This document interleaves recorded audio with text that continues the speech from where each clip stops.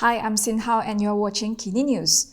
Opposition leader Anwar Ibrahim and DAP Secretary General Anthony Loke have called on the MACC to take swift action and be more transparent with their probe into allegations of corruption in COVID-19 related purchases. Opposition leader Anwar Ibrahim has called on the MACC to take swift action on the issue of corrupt practices in medical purchases made during the COVID-19 pandemic.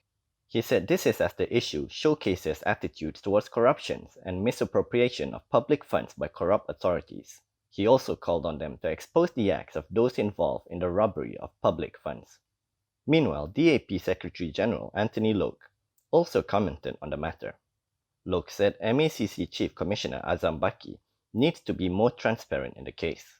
He called on Azam to provide more information to the public, such as on the ministries and government departments involved, whether the case involves the minister or deputy minister level, as well as the value of the corrupt act. He added that Malaysians must not take lightly the problem of corruption, which is serious, and must firmly demand that stern action be taken against the inhumane act. The statements from both leaders came following Azam's revelation yesterday that the MACC was investigating elements of corruption in some purchases of medical equipment and medicines during the COVID-19 pandemic. Meanwhile, Dr. Azam Baki, who was the health minister at that time, said he is willing to cooperate with the MACC in their investigations. Former Health Minister Dr. Azam Baki is ready to cooperate with the MACC on their probe into allegations of corruption and irregularities in medical purchases done during the COVID-19 pandemic. He said this after MACC Chief Azam Baki revealed yesterday that some purchases of medical equipment and medicines during the COVID-19 pandemic involved elements of corruption. Azam, who was the health minister at the time, admitted that he had received complaints on the issue, which occurred at the administrative level. According to him, in times of pandemic, many procurement processes were done without going through normal procedures, and there was also some confusion in implementing the matter. He explained that emergency procurement was used as there was an urgent need for things to be done quickly. Azam added that there were some orders that required deposit payments which did not go through the usual process. He said, as minister, he took care of the policy, and the administration carried it out. Azam claimed that he had laid down all the requirements that were to be executed by them. He added, there was no doubt, as this was the first time ever that the emergency procurement was used. DAP lawmaker Ram Kapal Singh said that the MACC's image was already ruined in 2016. He said this in response to the remarks by former Chief Justice Raus Sharif yesterday. DAP lawmaker Ram Kapal Singh has responded to former Chief Justice Raus Sharif on his claims that the downfall of the MACC's reputation in recent years was due to the appointment of an active politician as its chief commissioner. In a statement today, he said the claims by Raus suggest that the MACC enjoyed public confidence before the appointment, which cannot be further from the truth. He said Raus should have been candid about the image of the MACC, which took a beating when leaked audio recordings of a former Prime Minister and a would-be MACC official in 2016 were made public by former MACC Chief Latifah Koya in 2020, in the presence of current MACC Chief Azam Baki. He added that whether the recordings were true or not, they should have been addressed or at least commented on by Raus. According to Ram Kapal, the biggest disappointment from Raus's speech was his failure to address the elephant in the room, which was the recent controversy surrounding MACC Chief Azam Baki. He said this had attracted criticism from the public, leading to a serious confidence deficit of the MACC. He added that Raus's failure to comment on these incidents suggests his ignorance of public perception of the MACC today. During his speech at the Malaysian Anti-Corruption Forum 2022 yesterday, Raus had said that events in the last 4 years have somewhat cast doubt on the independence and impartiality of the MACC.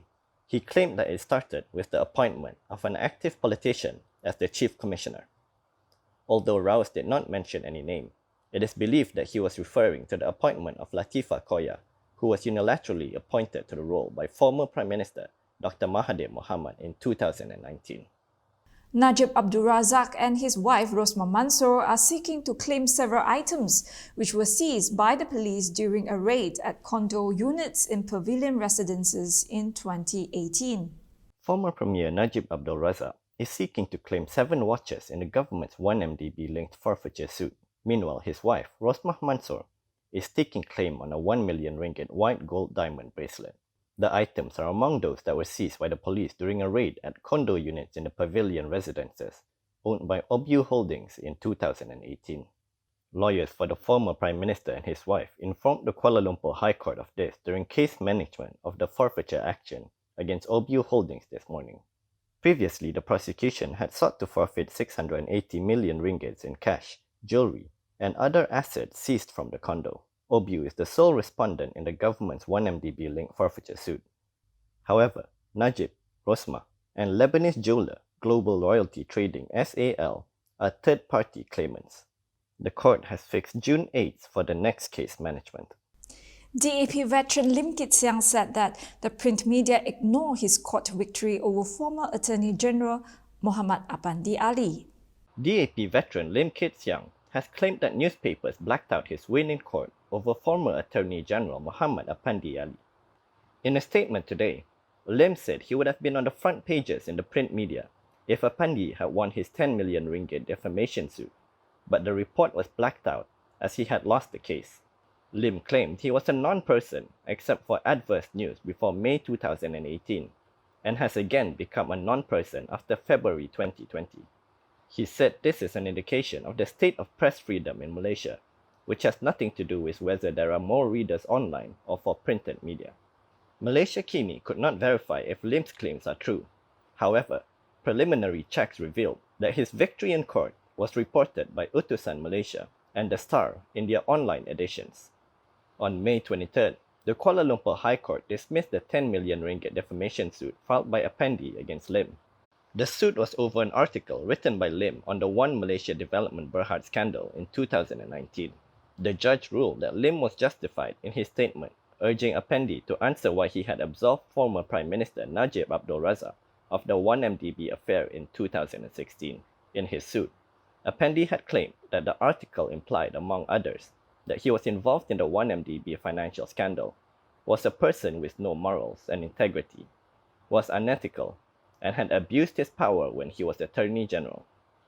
Zahid Hamidi has claimed that an advance on 1.3 million ringgit of Yayasan Akabudi funds to the PDRM Football Association was in line with the objective of the foundation and did not amount to criminal breach of trust. Former Home Minister Ahmad Zahid Hamidi told the High Court in Kuala Lumpur yesterday that an advance payment of 1.3 million ringgit from Yayasan Al-Kalbudi funds to the Royal Malaysia Police Football Association was not a criminal breach of trust. He said the advance was in line with the objective of Yayasan Al-Kalbudi's establishment to help ensure the welfare of those in need. According to Zahid, he had advanced the payment to PDRM FA as its players and staff had not received their salaries and allowances for 4 months. He said he was told that the Football Association was in urgent need of financial help because they had not paid salaries for 4 months, and players and staff could not meet their personal expenses, like house rents, car installments, alimony, and other commitments. Zahid said that prior to that, he had never extended any contributions to the PDRM FA, although as the Home Minister then, he had jurisdiction over the police. He said this when reading out his witness statement in his defense against 47 charges, 12 of criminal breach of trust, 8 of corruption, and 27 of money laundering, involving millions of ringgit belonging to the foundation. Zahid added that the National Sports Council had paid 1 million ringgit in a cheque to Lewis & Co. on July 14, 2017, as repayment for the loan he extended to the association. Selangor UMNO still wants the Muafakat Nasional to continue. However, they said they would leave the decision to the top leaders of both parties. Selangor UMNO will leave the decision on the Muafakat Nasional Pact to the top party leadership of both PAS and UMNO. This is according to Selangor UMNO Chief Noor Omar. He said, if possible, Selangor UMNO wants Muafakat Nasional to be as it was before, but would leave the decision to the leadership of both parties.